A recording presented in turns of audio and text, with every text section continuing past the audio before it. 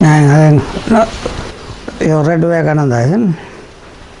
I will recite one sentence of Vivekananda.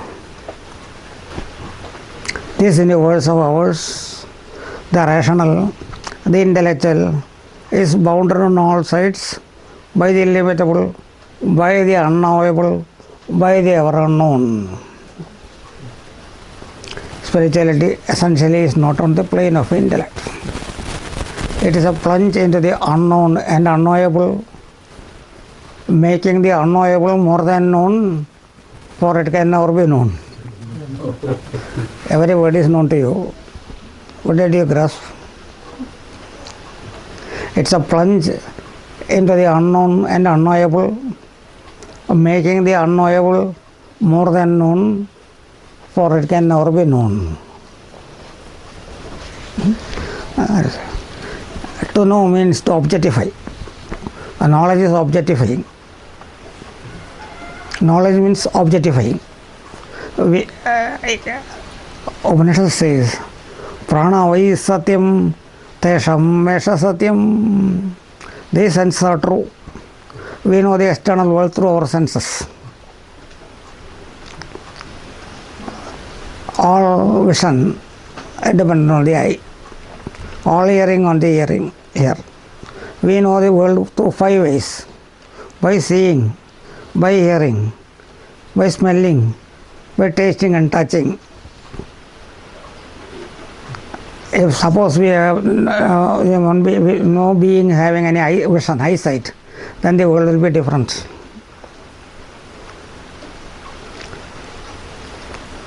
All vision is dependent on your eye. All hearing is on the ear. Through the 5 ways only we know the world. If these 5 senses are absent, not there, the world is not for us.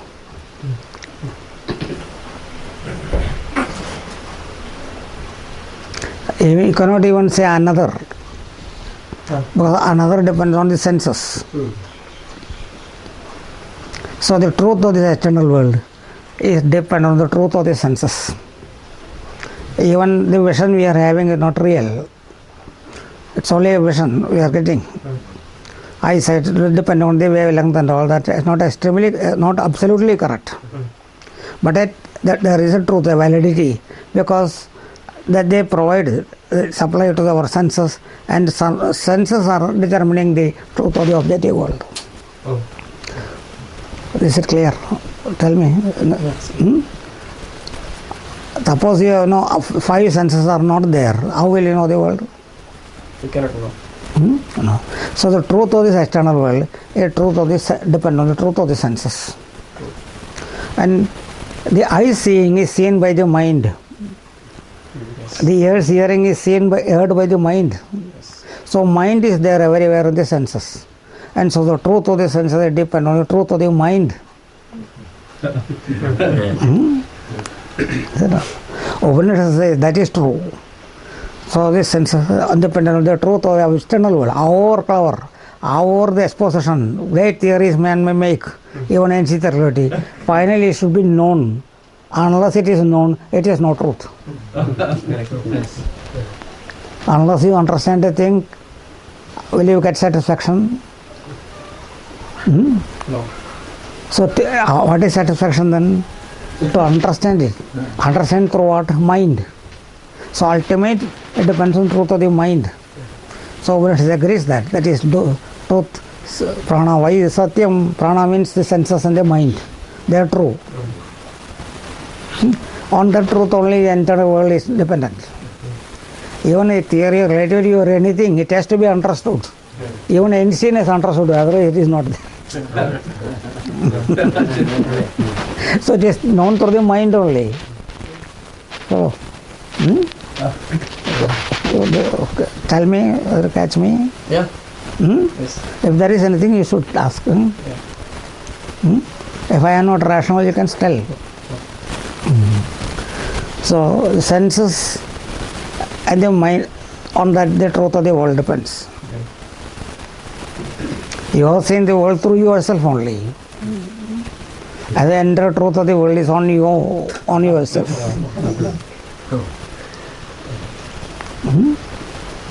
Through your mind you have seen.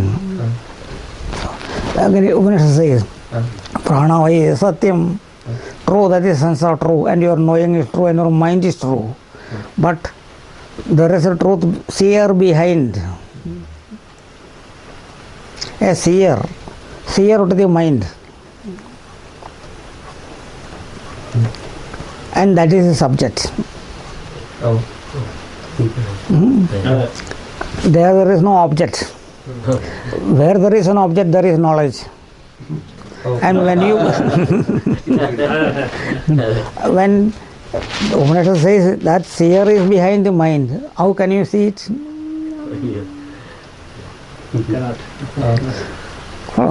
And so the Upanishad says in another way, there are three things: the known, the knowable, and unknown. And the branch of the unknown, you heard the sentence. I told the sentence, and I am speaking the unknown. Whatever is known is knowable, manifested. Mind manifests through the senses. Sense is a function of the mind. And mind catches through the mind. And I will give an example. Water is there, ice is there, solid ice. Ice is water manifested. Ice is everything of the water.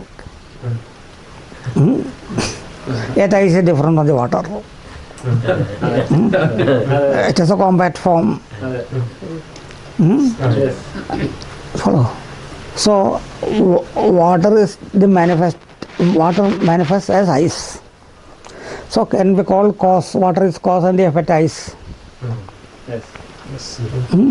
What is manifested is the cause of what manifests. And the effect of what manifests. But this ice and water having a very similarity, every quality, all similar. Now chemistry says water is a manifestation of hydrogen and oxygen.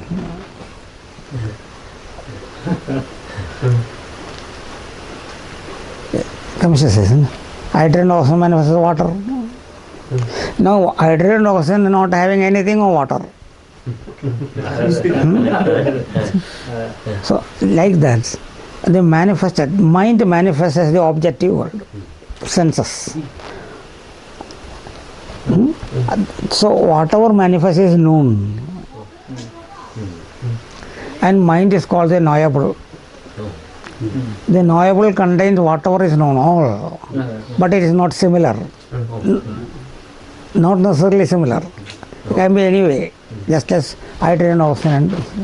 So when this knowable is observed, any particular field of the knowable is observed.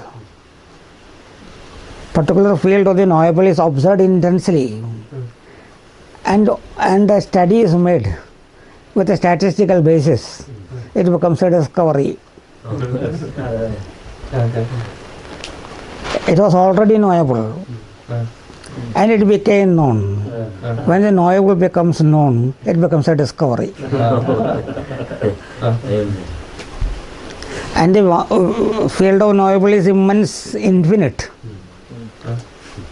So the scientist or research scholar is put in a particular field and make study, intense study of observation, or sense observation only. Maybe using instruments, maybe using postulates, but ultimately it is based on the senses. And with that it make a study, and that becomes a research and a discovery. So discovery is what was knowable became known.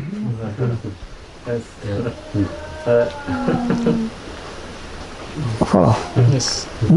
And intensely observed, and scrutinized, and postulates are put, and then with that they make a theory, a universal theory, not necessarily correct, because the field of the knowable is infinite. So any law, any postulate in science is half truth.